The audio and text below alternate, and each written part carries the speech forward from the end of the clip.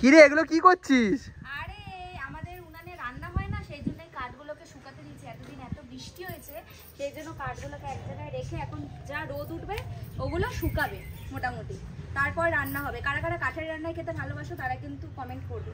আর আমি কিন্তু ভীষণ ভালোবাসি, কারণ কাঠের জালের রান্নার একটা আলাদা স্বাদ হয়। বাট অনেকের রান্নার মধ্যে একটা পোড়া পোড়া গন্ধ হয়, বাট আমার হাতে কিন্তু জাদু আছে, যাই রান্না করবো তাই সোয়াদ সোয়াদ। রাজরাজ ভাবি একটু আলাদা। তো বলো, পুজোর প্যান্ডেলে খুব ভিড়, ঠাকুর দেখতে যাবে তো? সত্যি কথা বলতে আমি এখনো অবধি মানে এত বছর ধরে, আমি এত বছর কলকাতায় থেকেছি, আমি সেরকমভাবে ঠাকুর দেখতে যাইনি। বাট এই বছর নিশ্চয়ই যাব, কারণ এত পাবলিসিটি পেয়েছি, এবার তো পাবলিসিটির মাঝখানে আমাকে লিড করতেই হবে, আমাকে সবাই আমাকে দেখবে। তো সেই জন্য ভাবলাম এবার রাশিয়ান ভাবি অবশ্যই ঠাকুর প্রত্যেকটা প্যান্ডেলে প্যান্ডেলে যাবে, সবার রিয়াকশান নেবে এবং সবার সাথেই, যাদের সাথে দেখা হবে তাদের সাথেই গল্প হবে, কথা হবে।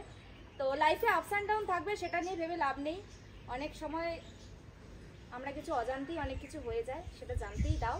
বাট আমার কাজ আমি করে যাব, আর তোমরা যারা আমাকে ভীষণ ভালোবাসো তারা তো ভালোবেসেই যাবে। বাইরের কোনো কথাকে কান না দিয়ে focus on me and focus on my videos. Okay, সবাই আমাকে দেখো, কারণ আমি কিন্তু তোমাদের জন্যই ভিডিও করি। আর এই দেখো, এই যে ডাল, এই পাতাগুলো দেখছো, এখানে কি বলে ময়ূরঝুটি ফুল না কি হয় না, এইটা একটা নর্মাল মাটির এখান থেকে উঠেছে, দুদিন পর সব পুরো ময়ূরঝুটি হয়ে যাবে। তারপর এখানে একটা পেয়ারা গাছ, নিম গাছ, গাছ থাকা ভালো বাড়িতে, প্রত্যেকেরই কম বেশি বাড়িতে গাছ আছে।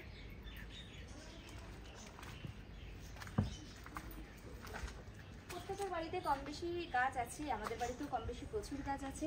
আর এইটা কি গাছ আমি তা জানি না, তোমরা যদি জানো তাহলে কমেন্ট করে জানো। এটা কিন্তু শিউলি গাছ।